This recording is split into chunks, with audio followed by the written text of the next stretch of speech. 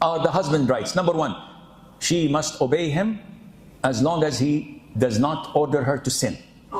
And obedience in Arabic is always specified bil ma'roof, in kindness and in decent manner. What is ma'roof? So the husband is not Simon. Simon says, stand on one leg for half an hour. So he comes home and says, don't speak. Just stand on one leg for 1 hour, half an hour. And she says, Wallah, Allah, I have to obey him. No, you don't have to. This is not ma'roof. This is not in kindness and decent manner. So when should I obey him? You must obey him when it is related to his rights. For example, he loves long hair. You want to cut your hair very short. Haram. Why? It's my hair. Yes, but he's your husband. And you are obliged to look good for him. He says, I don't want you to eat onions or garlics. Why? You know what? But if he says to you, I don't want you to eat apples, are you obliged to obey him? No. You can eat apples, you can eat oranges. Obeying him is not his rights. It doesn't help him. It doesn't benefit him. There is no harm from it. Likewise, if a woman, and lots of the women have a problem swallowing this. It can't go down their throat easily. Why would I obey him? He's just a man. And men, they stink. They're bad. They're idiots. They come with a long list of insults.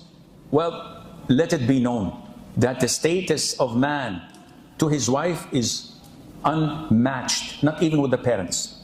Oof. I should obey my husband more than obeying my parents? Yes. If your father tells you something and your husband tells you something else, who should you obey? The husband, definitely. Nobody disputes in this. The Prophet says, alayhi salatu wasalam, if I were to order someone to make sujood to someone else, I would have ordered a woman to make sujood for her husband. Wow. Shows you how important the husband in his wife's life. The Prophet saw alayhi salatu wasalam, a woman, and he said to her, who's this man with you? She says, he's my husband, O Prophet of Allah. He said, how are you with him? She said, I try my level best to obey him and make him happy. So the Prophet said, well, be careful. He's your Jannah or your hellfire. Whoa. This is from the Prophet straight. He, if you make him happy and satisfied and you obey him, will be your Jannah. But if you don't, he will be your hellfire. He will make you go to hellfire on the day of judgment. And we have less than 10 minutes, correct? So I'll wrap it up because I have so many things. I wrote this while remembering my wife. So that's why it's too long. Number two, one of the husband's rights, important rights, is to protect your honor. And this is what real Muslim women do. They protect your honor. She would never cheat on you or disgrace you or bring anything that would tarnish your honor. And she would protect and safekeep your wealth and your children.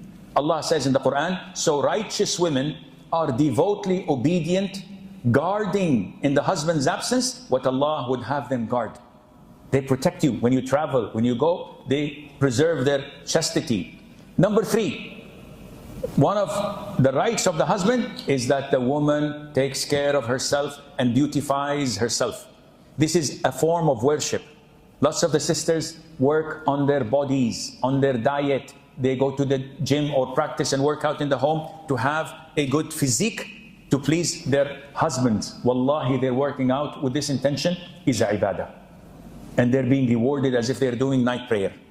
But some of the sisters fail to see this. And they lose weight, they lose focus. So many sisters come in the counseling sessions and Sheikh, my husband is always criticizing my weight and he's doing this, he's doing that, and I can't stand that anymore. I said, okay, how much do you weigh? She says, only 110 kg. What? Is he married to an 18-wheeler? 110 kg? That's a lot of weight.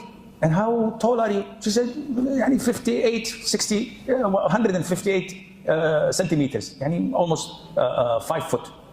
That's a lot of weight. You let yourself go. Okay, sometimes you're lost in life, too many kids, working in the house. But now, this is a fork of the road. The husband, I sit with him and I speak to him. I said, Sheikh, I can't. Seriously, I can't. I tried my level best. She's a good woman. I love the life we had together, the children. But I can't. This is not in my hand. So what should we say? Either he goes to haram or gets married again. Third option, take care of your body and hit the gym. So this is in your hand. You have to take care of yourself, and this is a form of worship. Number 4, women must stay home. Allah mentioned in the beautiful verse number 33, surah number 33. Yani this is a perfect number, 3333.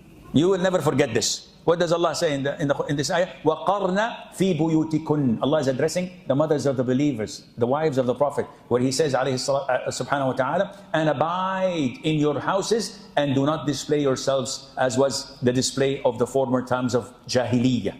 Allah says, abide in your homes. So you may go out when needed. When your husband allows you to do so, no problem. But as we see women nowadays having their own cars, and every day they have to at least go 2-3 times. Where? Well, I'm fed up. I just want to go and drive around. This is not Islamic. I said, Sheikh, why? I said, because Allah told them to stay home. You want to go and buy something from the grocery shop that is needed? No problem. You want to go and visit your mom and he allows you? No problem. But just to go and be on the road. And some of the brothers called me, Sheikh, my wife left yesterday after bickering and fighting at 2 a.m. and she came only the following day. Where was she? I don't know. She even disabled the tracking device on her mobile, so I don't know where she is. And she blocked me. What kind of a wife is this? Are you a real man? One of the brothers said, my wife left home for 4 days. She checked into a hotel, and I don't know what was happening. For 4 days. Yeah, who's the man? Who's wearing the pants? He said, she is. Okay, I'm sorry. I even asked. No, there is red lines that cannot be crossed. Number 5, she should not allow anyone to enter your home without your permission. Usually normal men have no problems. I have no problem at all, whomever goes into my house. My wife doesn't call me, says, I want to bring a friend, I have visitors. No, this is normal, 99.9%. Even going out, my wife has an open permission. I come home, she's not home. I give her a call, Assalamu alaikum, where are you? Well, I left to my mom's house. We're having a dinner and I'll come back at 9 o'clock. No problem. I'm easy. But it is the man's right to demand, no, you don't leave without telling me. So yes, as a wife, you have to call him, I want to go to my house, to my friend's house, to my mother's house, to my brother's house. And he says, okay, 99.9% he will say, if not 100%, he's okay. But you have to inform him, this is his God-given right in Islam. This is an Islamic ruling, it's not a cultural ruling. Number 6, imagine how important the husband is in his wife's life. She must not fast, voluntary fasts, even Arafat, even Muharram, Ashura, we're coming, Mondays and Thursdays. She cannot fast without his permission. And this is a must. Subhanallah. Why? Because he might be interested. He might want her. And it is his God-given right. The Prophet says, it is not permissible for a woman to fast while her husband is present except with his permission. And she is not allowed to allow anyone in his house except with his permission. Authentic hadith. Some people say you have a blatant, an open check. You can fast whenever you want. Especially when they're my age. Please fast. For God's sake, do whatever you want. But some people know. It's your God-given right. You're the husband. She has to seek your permission. Number 7, she's obliged to be content with whatever little you provide, if this is your ability.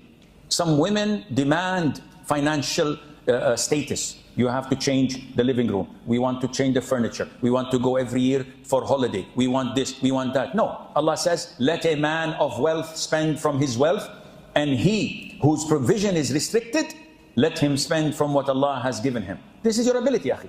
So a real righteous woman would not burden her husband for more than what he can afford. Number 8, she is obliged, it's a must, to answer his call when he calls her for intimacy.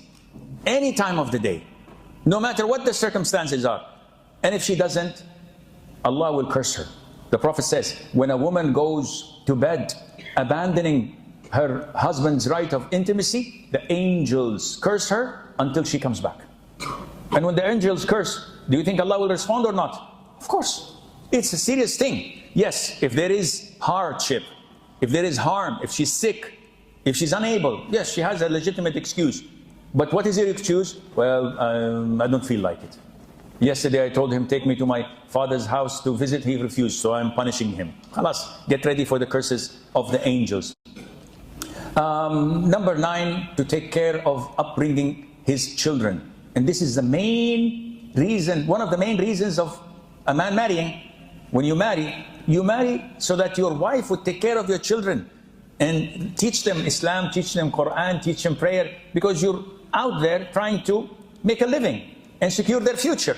You can't be as well teaching them. So she has to take care of this. Number 10, she has to take care of treating his guests, his parents, his relatives in a nice way, because she is my representative. I know people, wallahi, they come to me and say, Sheikh, my wife seriously embarrasses me. I says, how? He says, wallahi, when guests come to my home, she treats them like royalty. She brings them food, she brings them things, she cleans the house, she puts perfume, air conditioning. I feel that she's overdoing it.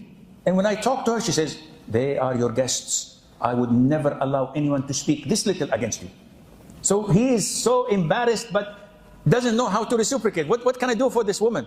Wallahi, akhi, this is a jewel. This is a priceless jewel that Allah has given you. What are you going to do? This what defines you. You have to thank her. You have to show her appreciation. Because hal jaza'ul ihsan illa al-ihsan. When someone does good to you, what is the reward? Reciprocate, ya akhi. Number 11, it is her God-given duty, an obligation, that she keeps the husband's secrets intact. Unfortunately, there's a breach in both husbands and wife. The husband is not a real man. He goes to his mother. He goes to his siblings. My wife did this, my wife did that. He complains like a little girl. And some of them even go further to share haram things. A wife called me the other day complaining that her husband shows her pictures to his brothers. She says, I'm sitting with him, and while talking with his siblings, he puts the camera and he shows them while I'm sitting in indecent clothes. And when I speak to him, he said, this is okay, they're my brothers, they're my cousins. Such a man is not a man, he's male. And this is what is known in the hadith as ad-dayyuth, who allows this to happen. Women do the same. Oh, my husband did this, my husband did that, he was intimate with me there and here, and this is all haram. What happens in Vegas, stays in Vegas. What happens in the bedroom, stays in the bedroom. Don't go leak things. And the moment you go and do the cardinal sin, which is when you go and complain to your mother. Oh, mother, my wife, we had a fight and she did not cook me dinner. And I left and I slept hungry. How would your mother feel? Stabbed in the heart with a dagger. So you come tomorrow with your wife, hugging her, kissing her. Oh, mom, wallahi, this is the most beloved person on earth. You kissed and made up, khalas. You forgot what happened yesterday. She is my love. Would your mother forgive? 10 years. Your mother will never forget. You caused my son to go to bed hungry. I will never forgive you. The same thing when you go to your parents and tell them, they're eager, they're willing to delay Asha. So you're also making the mistakes when you go to your parents as a wife and say, my husband did this, my husband did that. They will never forgive and they will never forget. No matter what happens, don't leak or complain unless you're going for divorce. Khalas. We've reached the end of the rainbow. We have reached a place where we have to do this, otherwise things are not going to go well.